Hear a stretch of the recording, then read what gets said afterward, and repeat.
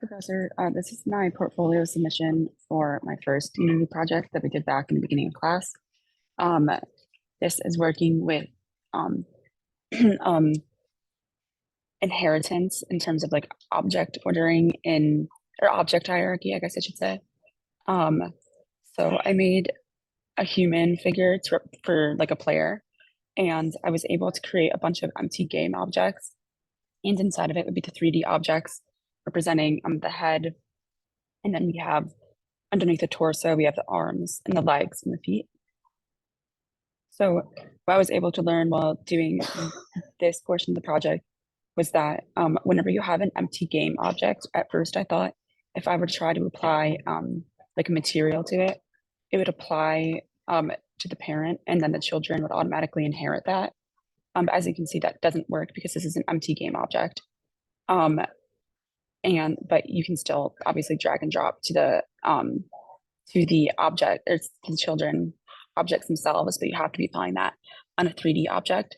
The other important thing that came up was dealing with transforms, because whenever you do a transform, it's about you're either rotating or transforming about the origin of the parent. So, for instance, when it came to doing these arms, I had to be careful because if I were to try and change the object hierarchy for um, I'll move this order. So this right here is the upper arm and down here is the forearm.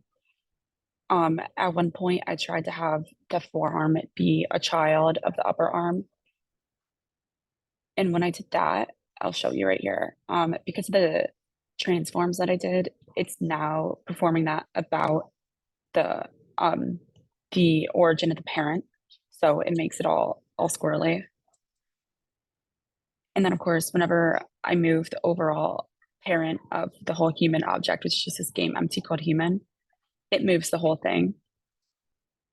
Um, so yeah, I saved the simplest for last, but I think this is a good exercise in understanding how the maths behind doing transforms work and how objects that are physically related can relate to each other in the object hierarchy.